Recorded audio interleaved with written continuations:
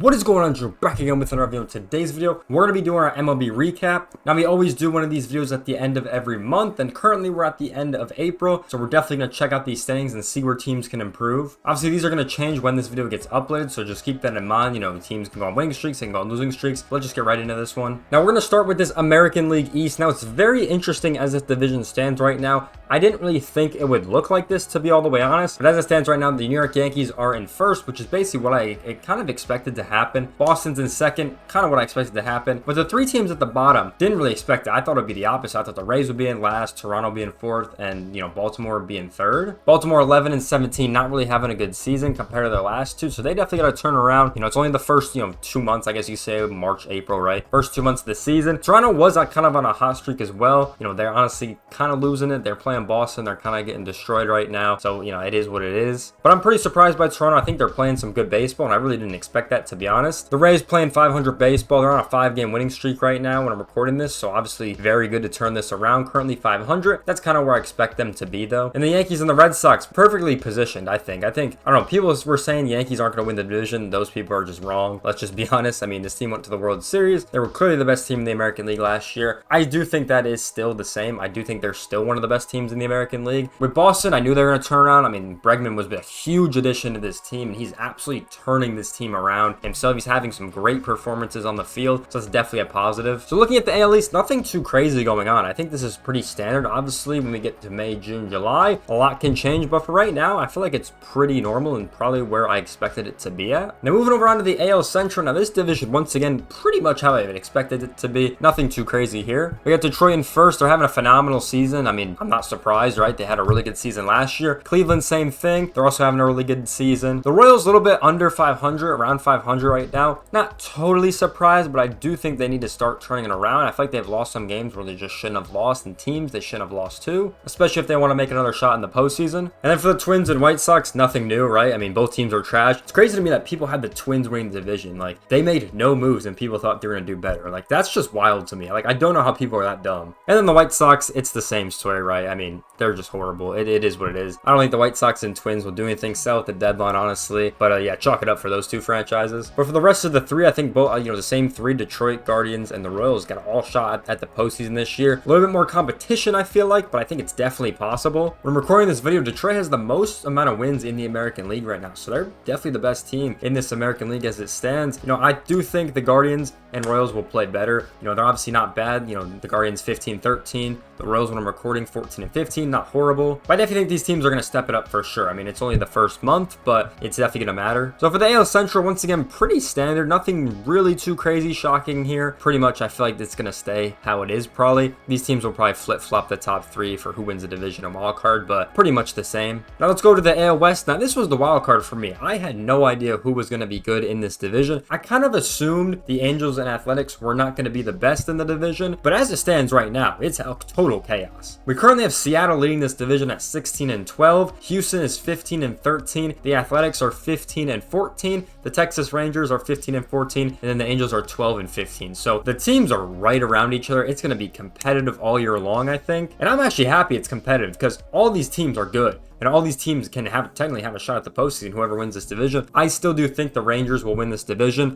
Something in me says they're going to win the division after all the money they put in and after all the players they got. But it's so hard to count out the Astros, right? I mean, they definitely dumped a lot in the offseason, which I didn't think was going to be good for them. But they've clearly stepped it up. Seattle, same thing. They always start off the year hot. So I'm not really surprised on that. We'll see if they ever slow down. You guys know me. I'm the biggest A's fan, right? 2028 World Series champions in Vegas. It's going to happen their first year. Trust me. Because the team they're building over there, I absolutely love what that organization's doing. Obviously playing in Sacramento for 3 years. So we'll see kind of how that impacts the game. I know we always talk about parks that are more hitter or pitcher friendly. We'll kind of see what the numbers say in Sacramento once this season's over, with whether it's a more hitter or pitcher friendly park, or if it's got any weird quirks like we've seen, the Guardians have with the shipping containers, having the wind push the ball out more. Definitely some interesting things in Sacramento that we probably could touch on after a full year's, season. At least at the big league level. Obviously the minor league, could definitely tell us a little bit, but the big league level, it's way different. And the last team, the Angels, I really don't think they do much. I really do think they're going to be last. It's just so hard to predict. predict that they're going to be so competitive in this division. They have started the season off pretty good, though, I will say that. But man, I just don't think they're going to continue it, to be honest. Especially when it comes to their division opponents, like they're just not good against their division. So I just don't think it's going to happen for the Angels. So the AL West is all over the place. That's the wild card if you look at this American League. I mean, I definitely want to say right now, it's so early on, but we're going to make it. Right now, the Yankees, Red Sox, you know, obviously fighting for that spot. I think those two teams could be wild card. And then in the Central, it's got to be the Tigers, Guardians, and Royals. And right now, in the AL West, it's technically the Mariners, Astros, Athletics, and Rangers all fighting for the spot. So a lot of teams fighting for that spot to be a competitive postseason team. But obviously, this can all change when we move down the list. So definitely interesting in the American League. Definitely one to watch for sure.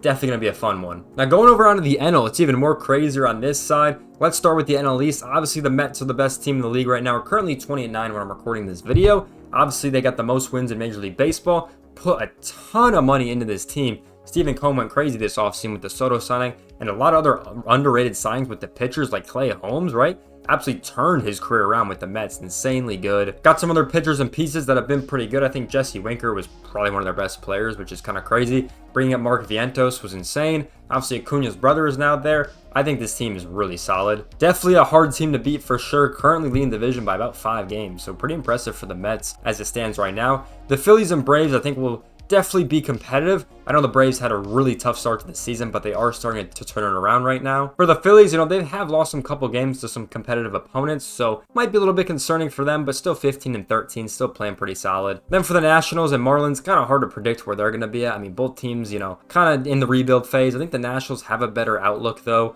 with their rebuild. I kind of like what they're doing over there. The Marlins, we still have no idea what they're doing over there. Kind of had a fluke season in 23, so I'm not really sure what's going on in Miami. I mean, there's been so many rumors about trading different players and their pitchers, but we'll wait and see. So NL West, pretty much as it should be, I want to say. Like, nothing really surprises me. Mets are in first, Phillies and Braves are all competitive. Nationals and Marlins are still in the rebuild. Now let's go over to the NL Central. Now, once again, a little bit surprising. I definitely thought the Brewers would be a little bit better, I want to say, in this division. But the Cubs are currently leading this division by 1 game. They're 17-12. Playing really solid baseball. Interesting thing is the Cincinnati Reds are in second place. I absolutely love this. I've been waiting for the Reds' young talent to come up and make an impact. You know, maybe it's their season, right? They've been in a really good, they're currently on a 5-game winning streak. They're playing St. Louis right now, so definitely interesting to see where the Reds go this season. I think they could be really competitive. But the wild card is still pretty competitive across the NL, which we'll get to. The Brewers right now currently at 500, struggling a little bit. Then the Cardinals and Pirates, you know, once again, still not doing anything. Once again, still don't know why people predict this team is going to be good. Like the Cardinals and Pirates, still trash. Yeah, Cardinals and Pirates will still be trash for years because they don't spend money. But besides that, the top 3, I mean, looking pretty solid. I wonder where the Reds are. The Reds are a big question mark to me. Because I feel like the Brewers-Cubs rivalry is still going to be the top spot for this division. But the Reds play good ball. You never know if they can sneak in. So very interesting. I'm very surprised by the Reds. But the NL Central, kind of what I expected it to be. You know, just surprised by the Reds. And then Cubs, Brewers fighting for it. Pretty much makes sense to me. Now going over to the NL West, this division has absolute chaos, right? The Dodgers and Giants currently 19-10, playing extremely good baseball. I did not think the Giants would be this good of a team, actually. So I do want to, you know, and I know I made that Giants video a while ago. I kind of got flamed in the comments a little bit. I do think, you know, the Giants have showed me a lot that they're good at. So I definitely think they are a really good team.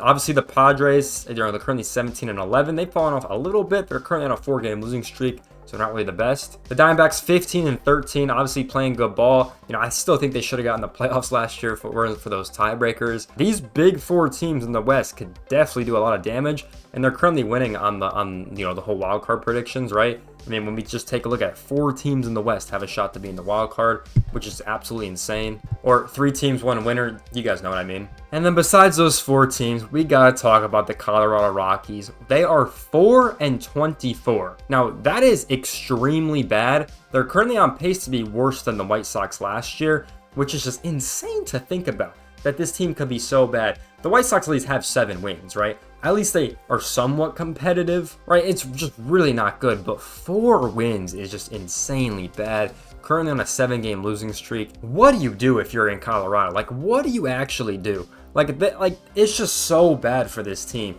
Like, I don't genuinely know what their plan is to actually be good, because the division is extremely hard. And then the NL is extremely hard. So it's like, what do you even do? And then if they even were competitive, say they actually got competitive, they still have to beat one of their division opponents to get into a wild card if the rest of the NL wasn't in there. So it's an extremely hard position to be at. And obviously, I feel for those guys over there. I mean, some of the GMs, right? You got to feel when their owners don't want to put in money.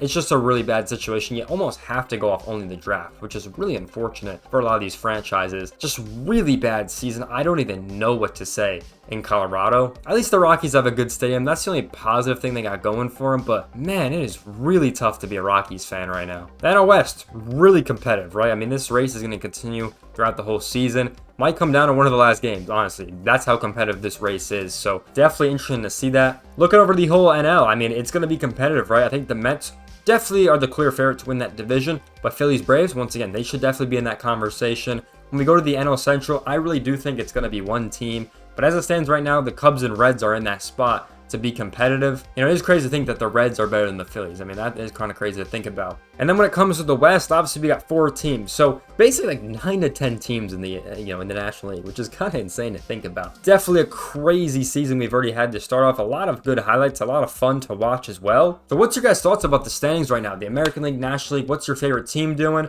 You know, where's your team at? Where do you expect them to be at? Let me know in the comment section down below. This is a very interesting season, and obviously we get down to it, the trade deadline is going to affect it like crazy. There's still so many good events we have in this MLB season. But with that being said, I hope you guys enjoyed this video. Make sure to like, comment, subscribe. I'll see you guys in the next one. Peace out, everyone.